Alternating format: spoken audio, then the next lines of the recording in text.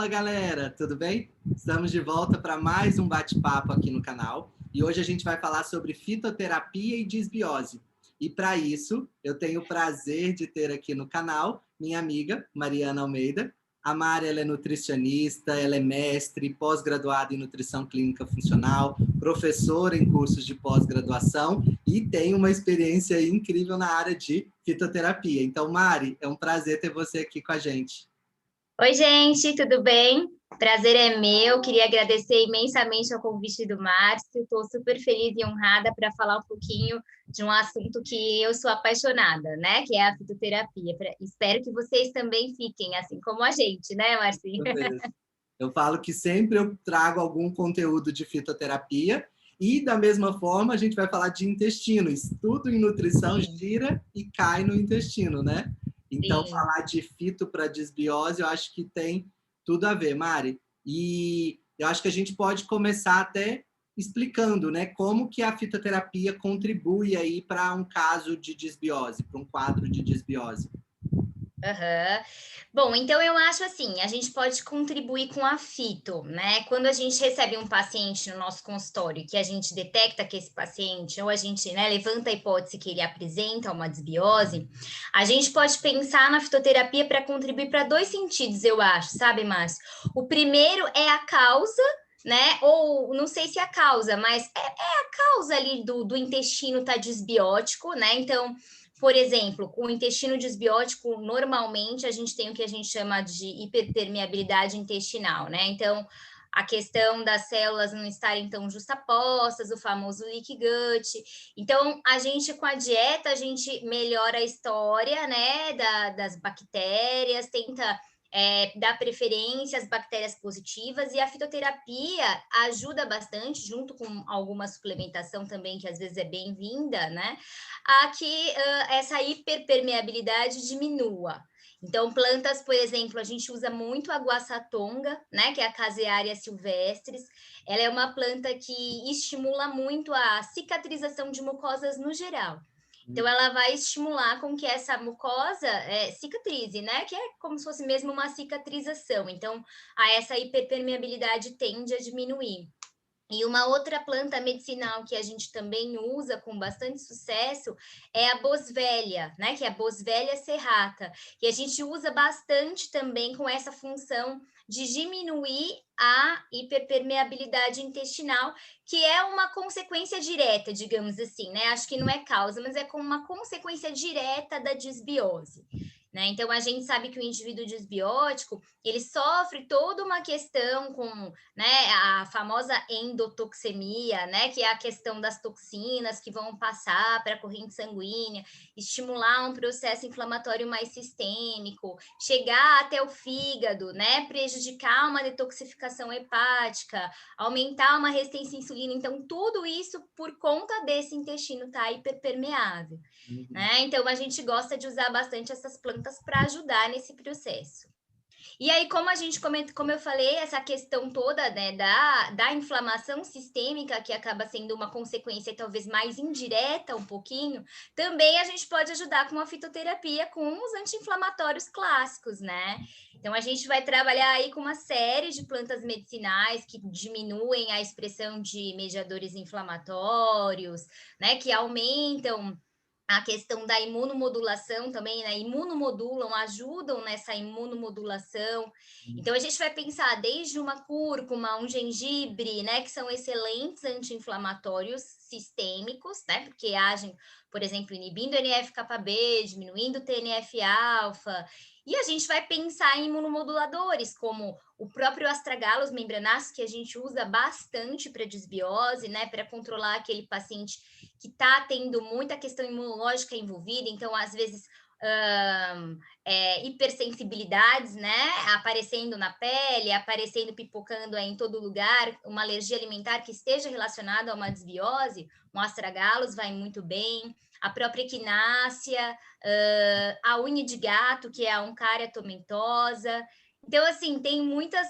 É um quebra-cabeça, né? Cada Um paciente é leque um de paciente. opções, né, Mari? É muita opção mesmo. E tem também, a gente pode pensar em plantas que contribuem, por exemplo, para essa questão de flatulência, de distensão, né? Isso, exatamente. A gente vai trabalhar também com os sintomas, né? Então, se é um paciente, por exemplo, que tem sintomas de flatulência, muitos gases, que é bastante comum, aí a planta medicinal ela vai agir de uma forma muito pontual, né? Porque o paciente vai sentir na pele, eu acho que até mais rápido do que essa questão que toda que nós estamos comentando anteriormente, porque ele vai sentir o efeito naquele momento ou logo após. Eu, particularmente, uso muito camomila, né? Que é básica, matricária camomila. A erva doce, que é a pimpinela anisum, né? A famosa sementinha de erva doce. E o funcho, que é um parentezinho da erva doce, que também trabalha super bem como carminativo, né? Diminuindo os gases, diminuindo esse desconforto do paciente, né? E, é muita planta, mas Muita planta. uma das coisas que eu falo que é legal na fitoterapia é quando a gente pensa na junção, né? De associar, porque diferente às vezes de usar tudo isolado, na fitoterapia a gente pode juntar algumas dessas plantas, mas essas específicas, pensando aí nessa parte de hiperpermeabilidade, de flatulência, de tudo isso, pode combinar, Mari? Dá para Certeza. fazer associações aí interessantes? Com certeza. É muito difícil, né, Marcinho, a gente ter interação planta a planta. É bem difícil, pelo menos a gente tem muito pouca literatura que refere isso para a gente. Então, isso deixa a gente livre para brincar, eu digo muito para os alunos, né? Então, você colocar o paciente no que a gente chama de teia, por exemplo, da nutrição funcional, e enxergar, né, tudo aquilo que você precisa trabalhar, e talvez pensar planta a planta, né, para cada um dos motivos que você quer trabalhar, e montar o que a gente chama de sinérgico, que nada mais é que um composto, uma fórmula, que pode ser seco, né, dentro de uma cápsula, que pode ser líquido, por exemplo, na forma de uma tintura. Então, por exemplo, eu posso unir sim uma boswellia com uma cúrcuma e uma camomila dentro de uma cápsula, né? Então, eu vou estar trabalhando a hiperpermeabilidade intestinal, a inflamação sistêmica e a resistência à insulina, que provavelmente pode, né, estar acontecendo, e a flatulência do paciente, né? Então, isso sim é muito possível.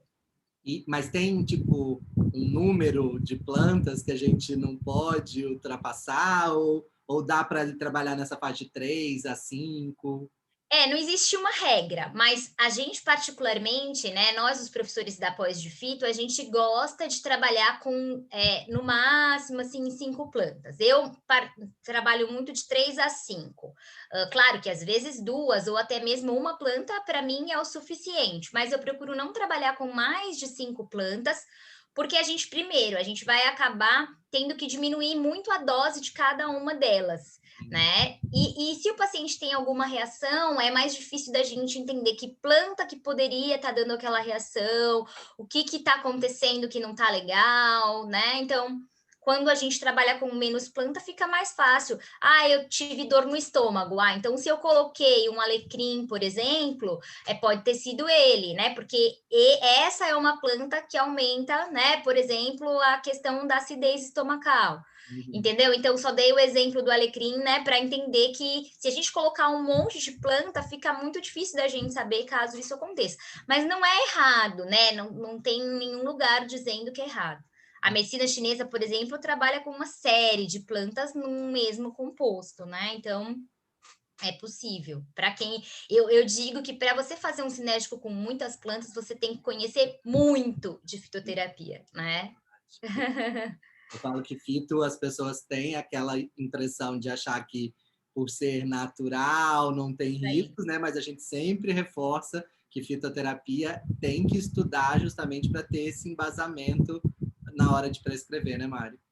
Com certeza, com certeza. A gente costuma dizer que na natureza não é que existem coisas tóxicas, existem plantas com doses diferentes, né? Então, para uma planta, uma dose pequena já é o suficiente, né? E às vezes de uma outra eu preciso, pensando em miligramas, por exemplo, de uma quantidade maior, né? Ou em ml em tintura, ou enfim de uma quantidade maior para ter um mesmo efeito. Então, a gente precisa saber disso para não colocar o nosso paciente em risco, né?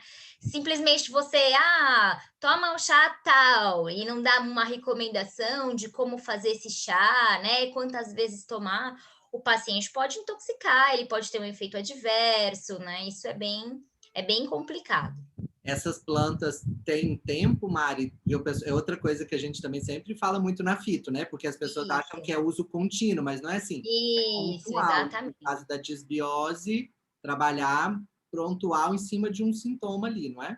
Com certeza, né? E a gente gosta de evoluir os nossos pacientes, então é recomendado que a cada 30 dias você, né, tenha um novo contato com o paciente, dependendo da planta, 60 dias, né? Mas não deixar passar muito, porque se os sintomas eles foram embora, então, por exemplo, o paciente talvez esteja melhor da flatulência, vamos supor que ele tinha aí alguma questão de pele que pudesse, né, sugerir uma alergia, isso se isso diminuiu, então, provavelmente, o quadro disbiótico dele está melhorando. Então, vamos, né, ou diminuir uma dose, ou tentar ir retirando esse fitoterápico, fazendo a manutenção, por exemplo, com a dieta, que é o que a gente fala que é o nosso the end da fito, né? Que é sempre a manutenção com a dieta, né? A ideia é que o paciente comece e termine de parar a fitoterapia, né? Que isso tenha o fim, porque é um medicamento, né? Nós estamos trabalhando com medicamentos, isso está sendo detoxificado pelo fígado, está, enfim,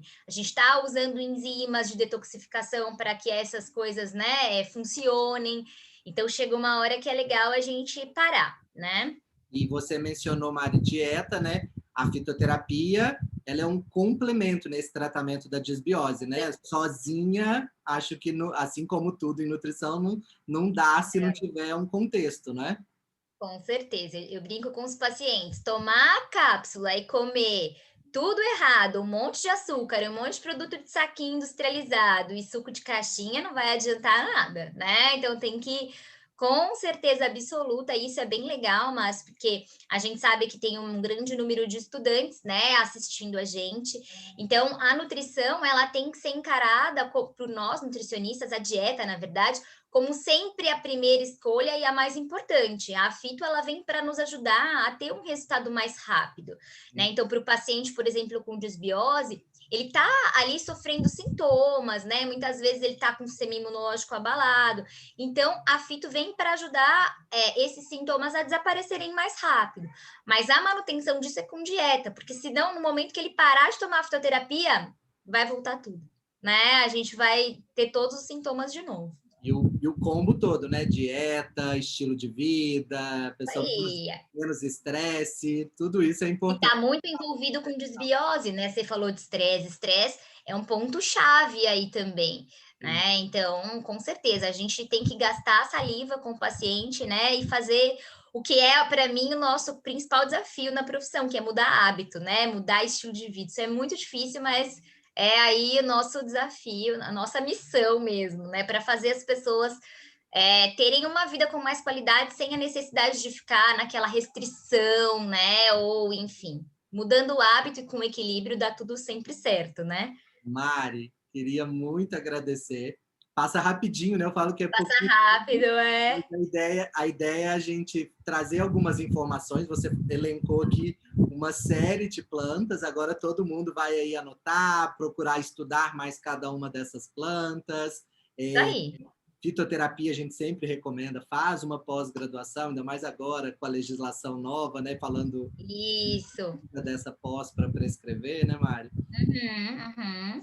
Eu queria muito agradecer sua participação. Obrigada a você pelo convite, fiquei super feliz. Adoro, né? Marcinho é uma pessoa que eu tenho meu amigo faz tempo já, né? E é muito bom estar assim perto, porque a gente não está mais perto, né? A gente não se vê mais, então pelo menos por aqui é muito bom. Isso, eu falo que vou trazer a Mari de novo para falar de mais assuntos, porque tem um monte de Ah, coisa. Tá bom, Mari? vou Então, adorar. muito obrigado. Muito obrigado. Obrigada a você. Pessoal, ó, se você está assistindo pelo YouTube, lembra de se inscrever aqui no canal, ativa o sininho para as notificações. Quem está vendo pelo Instagram, compartilha esse GTV nos seus stories, marca os amigos e a gente se vê aí nas redes sociais, se vê aí nos próximos vídeos. Segue a gente, entra lá no Instagram da Mari, que ela também posta Daí, bastante gente. coisas. Ela posta coisa de nutrição. E a gente se vê aí num próximo vídeo. Até mais, pessoal. Tchau, Tchau, Mari. tchau.